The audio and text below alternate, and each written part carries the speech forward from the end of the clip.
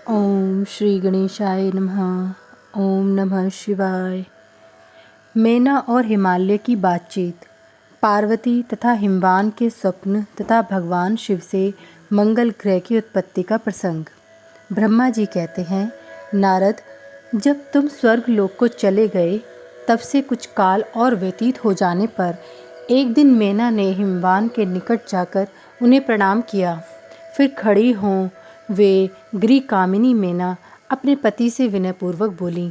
मैना ने कहा, प्राणनाथ, उस दिन नारद मुनि ने जो बात कही थी उसको स्त्री स्वभाव के कारण मैंने अच्छी तरह नहीं समझा। मेरी तो यह प्रार्थना है कि आप कन्या का विवाह किसी सुंदर वर के साथ कर दीजिए। वह विवाह सर्वथा अपूर्व सुख देने वाला होगा। गिरिजा का वर शुभ लक्षणों से संपन्न और कुलीन होना चाहिए। मेरी बेटी मुझे प्राणों से भी अधिक प्रिय है। वह उत्तम वर पाकर जिस प्रकार भी प्रसन्न और सुखी हो सके वैसा कीजिए। आपको मेरा नमस्कार है। ऐसा कहकर मैना अपने पति के चरणों पर गिर पड़ी। उस समय उनके मुख पर आंसुओं की धारा बह रही थी। प्राज्ञ शिरोमणि हिमवान ने उन्हें उठाया और यथावत समझाना आरंभ किया। हिमालय बोले, देवी मेनके, मैं यथार्थ और तथ्य की बात बताता हूँ। सुनो। भ्रम छोड़ो। मुनि की बात कभी छोटी नहीं हो सकती। यदि बेटी पर तुम्हें स्नेह है तो उसे सादर शिक्षा दो कि वह भक्तिपूर्वक सुस्थिर चित्त से भगवान शंकर के लिए तप करे। मेनके, यदि भगवान शिव प्रसन्न होकर काली का पानी ग्रहण कर लेते हैं तो सब शुभ ही होगा। नारद जी का बताया हुआ अमंगल या अशुभ नष्ट हो जाएगा। शिव के समीप सारे अमंगल सदा मंगल रूप हो जाते हैं। इसलिए तुम पुत्री को शिव की प्राप्ति के लिए तपस्या करने की शीघ्र शिक्षा दो। ब्रह्मा जी कहते हैं, नारद, हिमवान की यह बात सुनकर मैना को बड़ी प्रसन्नता हुई।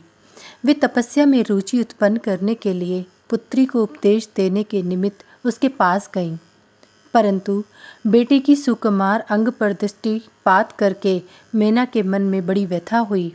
उनके दोनों नेत्रों में तुरंत आंसू भर आए। फिर तो गृह प्रिया मैना में अपनी पुत्री को उपदेश देने की शक्ति नहीं रह गई। अपनी माता की उस चेष्टा को पार्वती जी शीघ्र ही ताड़ गईं। तब वे सर्वज्ञ परमेश्वरी कालिका देवी माता को बारंबार आश्वासन दे तुरंत बोलीं। पार्वती ने कहा, माँ, तुम बड़ी समझदार हो, मेरी यह बात सुनो।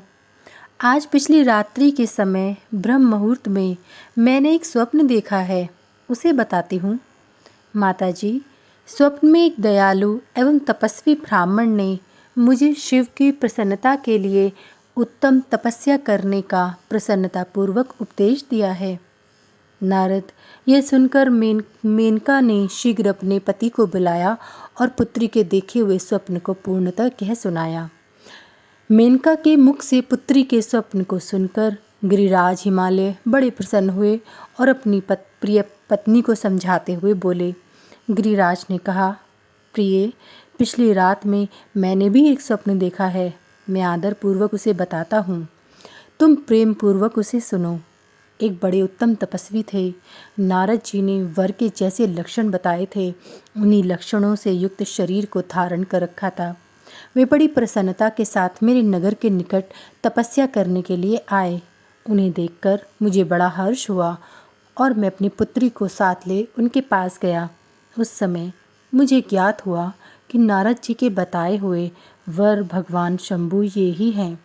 तब मैंने उन तपस्वी की सेवा के लिए अपनी पुत्री को उपदेश देकर उनसे भी प्रार्थना की कि वे इसकी सेवा स्वीकार करें, परंतु उस समय उन्होंने मेरी बात नहीं मानी।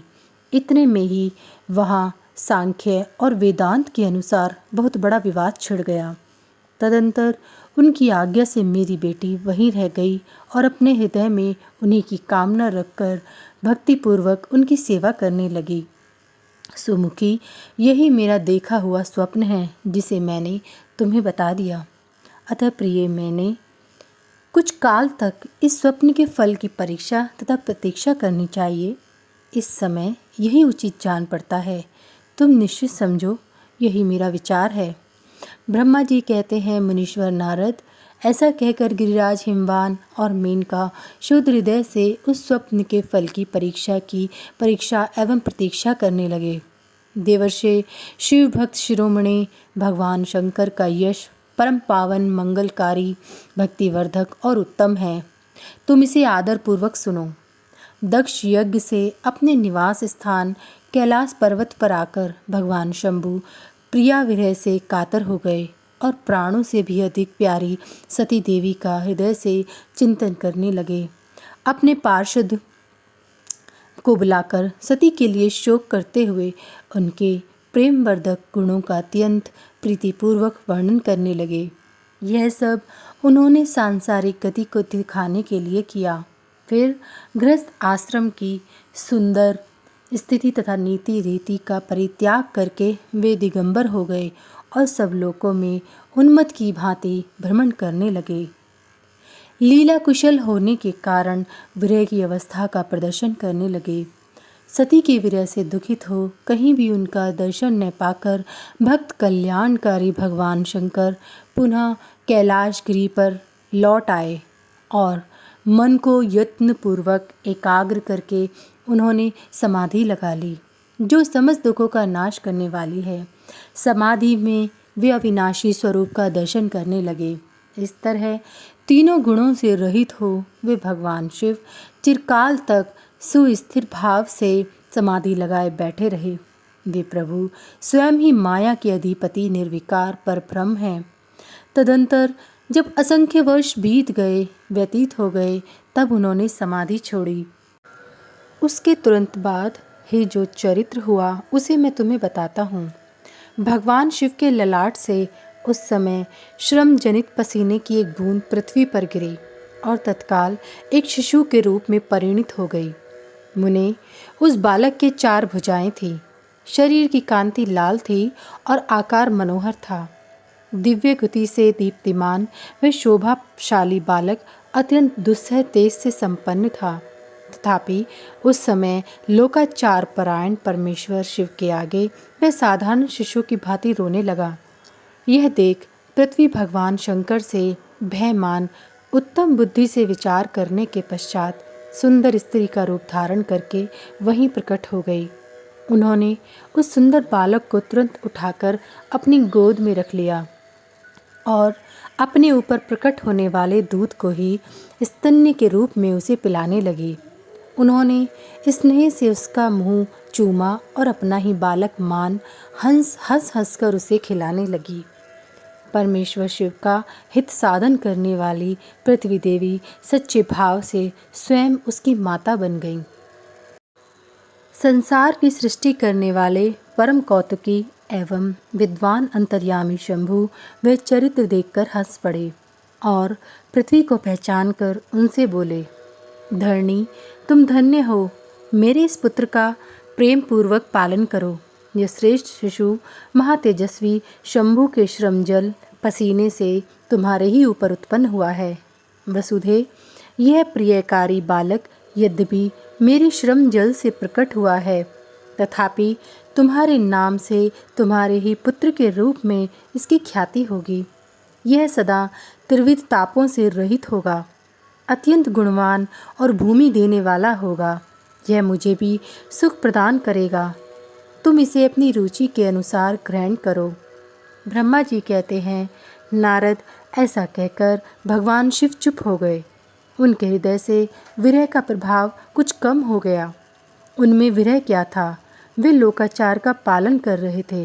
वास्तव में सत्पुरुषों के प्रिय श्री रुद्रदेव निर्विकार परमात्मा ही हैं। शिव की उपर्युक्त आज्ञा को शिरोधार्य करके पुत्र सहित पृथ्वी देवी शीघ्र ही अपने स्थान को चली गईं। उन्हें अत्यंतिक सुख मिला। वह बालक भौम नाम से प्रसिद्ध हो युवा होने पर तुरंत काशी चला गया और वहाँ उसने दीर्घ काल तक भगवान शंकर की सेवा की। विश्वनाथ जी की कृपा से ग्रह की पदवी पाकर वे भूमि कुमार शीघ्र ही श्रेष्ठ एवं दिव्य लोक में चले गए, जो शुक्र लोक से परे है। अध्याय 9 और 10 समाप्त।